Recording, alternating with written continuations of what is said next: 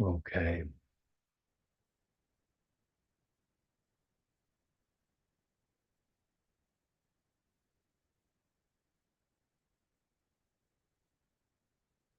All right. Welcome, everybody. This is Career Lab Wednesday.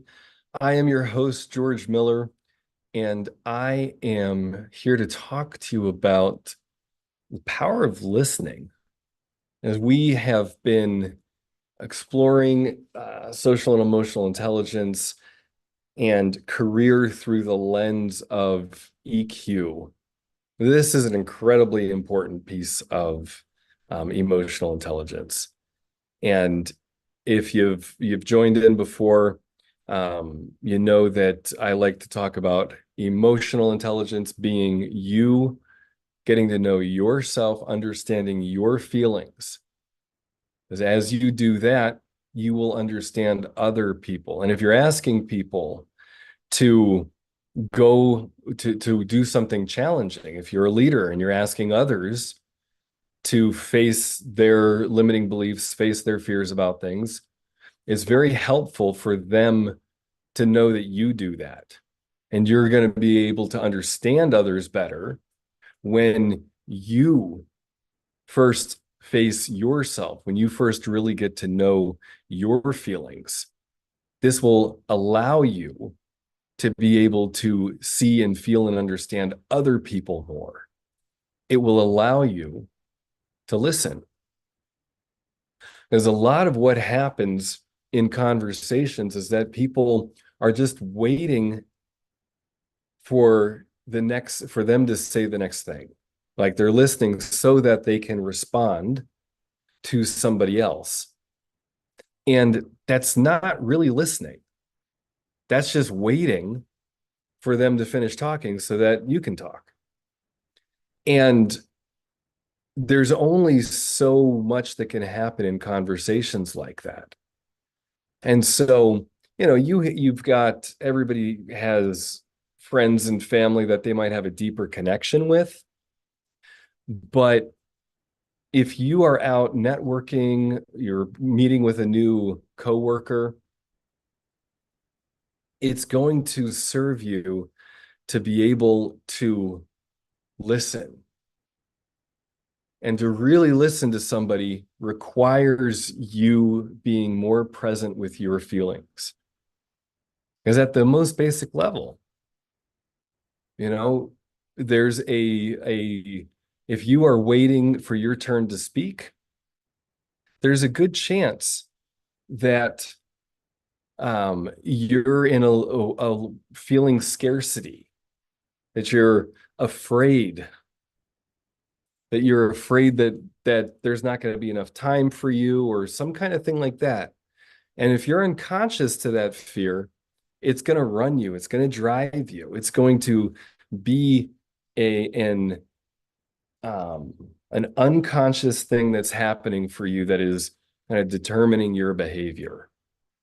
So what we want you to do is to learn to be more present with your fear, more present with hurt that you might feel in meetings. And I'm going to scale it back even more. I'm going to say more present with anxiety, more present with discomfort, that kind of thing, more present with yourself in that. Because as you do that, you won't have to work so hard to avoid feelings of discomfort in conversations. You'll be able to trust that as you're talking with somebody and listening to them, that there's going to be enough time and space for you. And I think people often mistake that if they're trying to have trying to convince themselves that they have value, then it's like I'm in this conversation and I need to prove that I'm valuable by saying something smart. When what can be way more effective is really listening and saying, oh, I don't know. And this person's telling me stuff right now, and I'm learning about them. And that's a gift. And that's actually a way to provide value. And that I don't know that we think about that often. So as you are developing as a leader, if you're a manager and you've got people reporting to you, learning how to listen and get faster at listening, get faster at taking in information and taking in who somebody is, that's going to help you communicate to them so much better. So one of the tools that there is to doing this is the personality assessment. It's the CARE personality assessment that was designed by Dr. Bob Wright. And that helps you quickly assess other types of personalities so that you're able to listen to them better. It's like it helps you kind of decipher other personality style languages. And so we'll throw the link to that in there. Thank you. And you can take a look at that. There's a quick video as well as your assessment. You can take that and find out what your style is, and then watch the video to learn how to hear and listen more effectively with the other styles.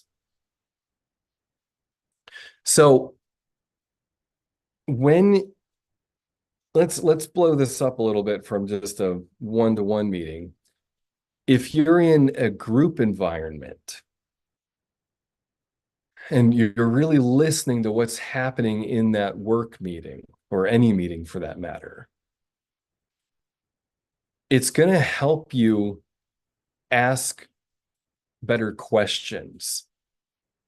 And if you're listening, you can start to observe what other questions people have. Like other people will have questions about things, and they might not have fully formulated the question. They might be afraid to ask it in a direct way.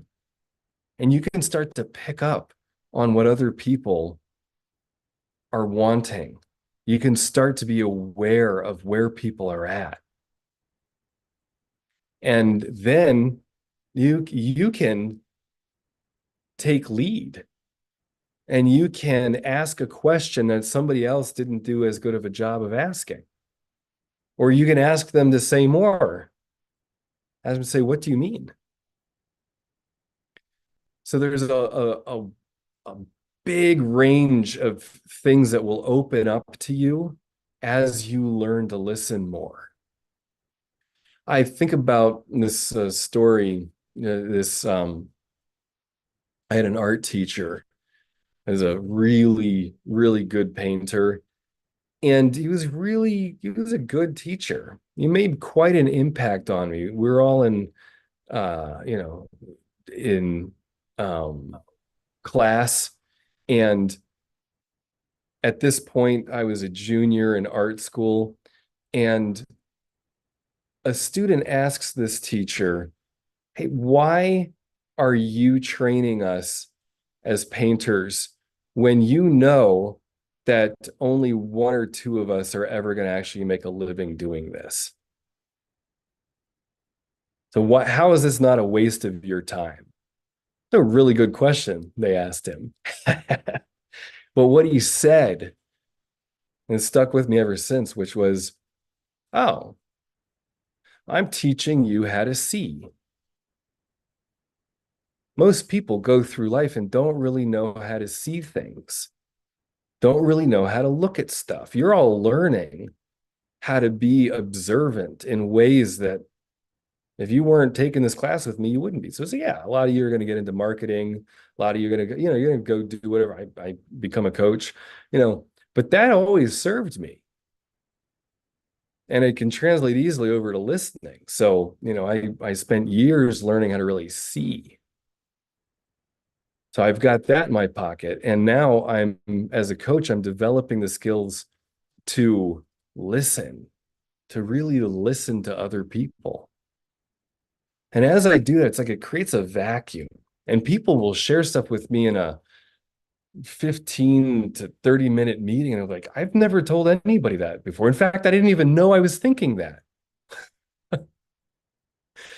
And what I'm doing is inside, I'm with all kinds of discomfort. Really listening is not a it's not a it's not a passive thing. There's a way that I'm putting myself in it and I'm noticing what I'm uncomfortable about with what they're saying, and I'm putting myself in their shoes. And I'm not making it's not about them being like other. I'll notice differences. I'll be like, well, that's not the way I do that. But I'm I'm able to be empathetic because I'm willing to be with the discomfort of really listening. So that's kind of the bigger scale. I want to say a few things to folks who are viewing in. You're welcome to ask any questions. They don't have to do with this topic. If you have a question about your resume, interviewing, leadership, management, your purpose in your career, or just finding like, George, how do I find out what I really want to do? I've been doing this thing and it doesn't seem to be working for me. Whatever. Any questions that you have are available to you. I will do my best to answer your question. It doesn't have to do with this topic. And if you've listened in before, you know that I will probably tie it back to social and emotional intelligence because that's my expertise. So the ways that you can engage, you can come off mute if you're in Zoom. You can just talk. You can interrupt me at any time. How rare is that? How often does somebody just say, yeah, you can interrupt me? You can interrupt me. If you aren't comfortable doing that, you're welcome to type your questions into the chat. And if you're viewing in on LinkedIn Live, go ahead and type your questions into the comment section. And I will incorporate your questions into whatever it is that I'm talking about. So that's true for this week, and that's true for every week. So if this is your first time joining in and you don't even have any questions at this point, I invite you to think about what you want in your career. Think about why you're here, what you're in, and what was it that brought you to say, okay, I'm going to check this out now. What is it that you're hoping to get? As you do that, let me know. You can comment in LinkedIn Live. You can always type in the comment section on YouTube. And you can also set up a time with me. If it's something personal and you don't want your question out in internet land, set up a 15-minute call with me. I've got my calendar open and I'm happy to talk with you there. I've helped a lot of people just take their next step in that 15 minutes. And it's something I like doing, so I keep doing it. And if a longer coaching relationship is something that's required, something that you're wanting, we'll discuss that there as well. And we might do that. So there's many ways to engage. Come off mute, type your question into the comment section, set up a time to talk with me. Now, for listening, there's some simple things that anybody can do in any conversation. So imagine yourself, you're going to a party or a networking event or a family gathering, and you start talking with somebody. You can ask them, what brought you here? I mean, if it's like a family event, maybe you don't do that, but you might ask, oh, what did you do this morning before coming here? What are you doing later? Oh, okay. What are you looking forward to? And these are open-ended questions. And asking open-ended questions is a freaking skill to develop. I've been coaching for over 10 years, and I am maintaining my discipline of asking open-ended questions in coaching sessions is something I am consciously doing every single day. So it's a choice and it's a way of life. And it's something that you can get better at over time. So asking open-ended questions is a really good way to start developing your ability to listen. And it helps conversations move. It helps get things going. One helpful way of looking at this is like a tire that you have to fill up with air. If I'm not curious, if I'm not asking questions, that tire starts to deflate and then the conversation isn't going anywhere. So my curiosity, my willingness to be with what I don't know, my willingness to not be a know-it-all is actually air that gets pumped into a conversation that keeps the conversation going. Big implications for that, for every single person. So back to this asking open-ended questions when you're at a meeting or in a networking event at a party. Like, oh, who do you know here?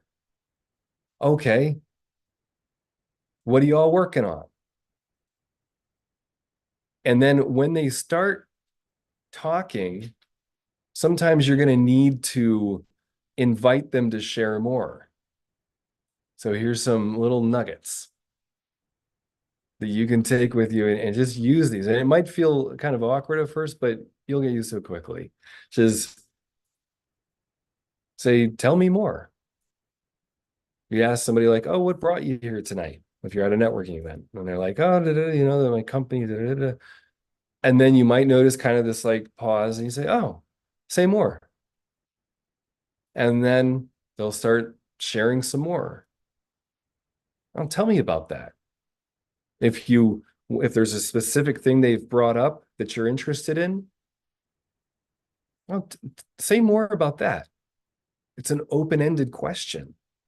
You're inviting them to see where they go with this, what's important to them about whatever they're talking about. You're opening the lid up for them. And like, I'll just tell you, like, most people don't do this. This is not something that we're trained in school. Some people ask open-ended questions naturally and are good at it. And some people get more training in sales programs and things like that. But I'm telling you, as somebody who's been coaching and asking questions is my job, like that's like most of what I do. Ask questions and make observations. And I'm telling you that after over 10 years of doing this, I struggle with this. This is a challenge for me every single day. And it's fun. It's a fun challenge. It's like, oh my gosh, like, what am I going to learn today? So as a leader, the more that you are able to ask questions and listen, the better leader you're going to be. The more felt and understood your team is going to be. They're going to experience themselves being understood. You're going to be able to take in more information. You're going to learn how to trust better. You're going to learn to say, I'm not the smartest person in the room. I'm going to listen to what that person has to say. I'm going to help them make whatever it is that they're seeing happen. That's going to be my best use here, but and they're going to teach me.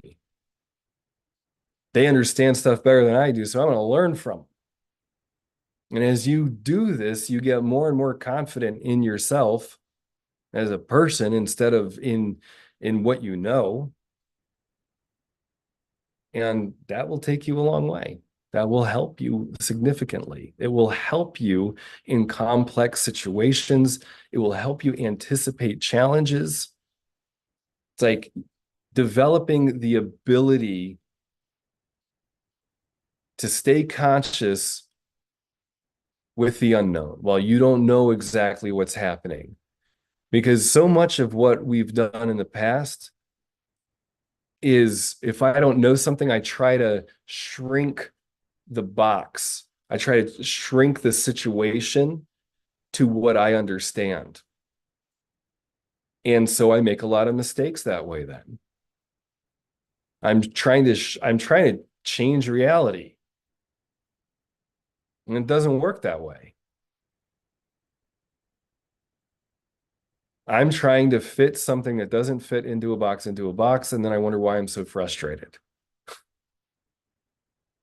I wonder why people don't understand me or why I'm not developing as a leader I could. Because I'm trying to make things be fit into my narrow mind. Doesn't work. So key skill is listening. Now, for anybody who's joined in recently, we're talking about listening and how important that is as a leader, and what I'm going to go back to what I was talking about earlier, which is that as a leader,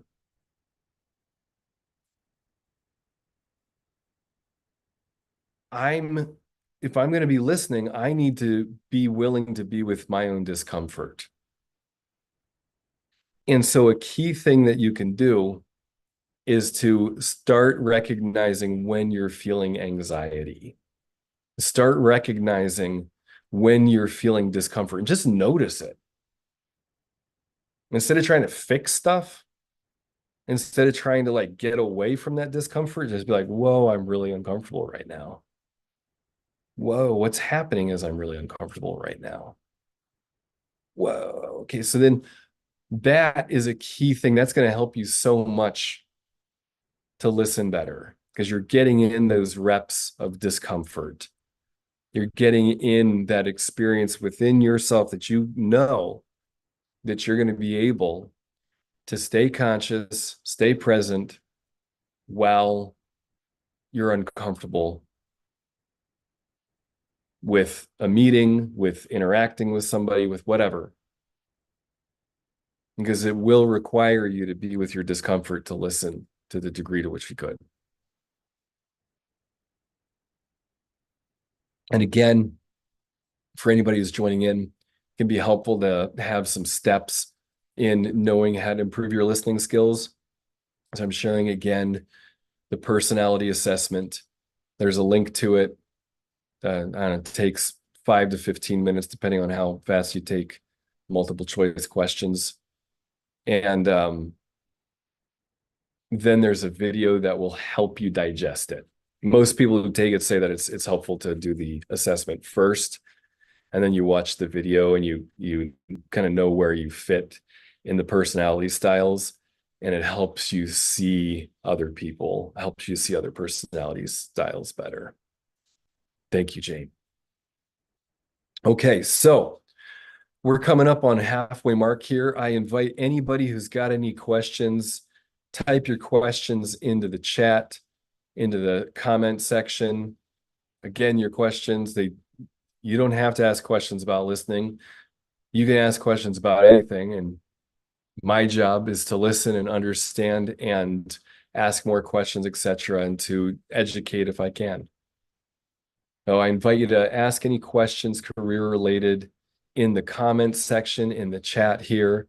And if you're just joining in because this piqued your interest, then think about what you'd like to know. Think about, if I could ask George any question about my career, what would that be? And feel free to reach out.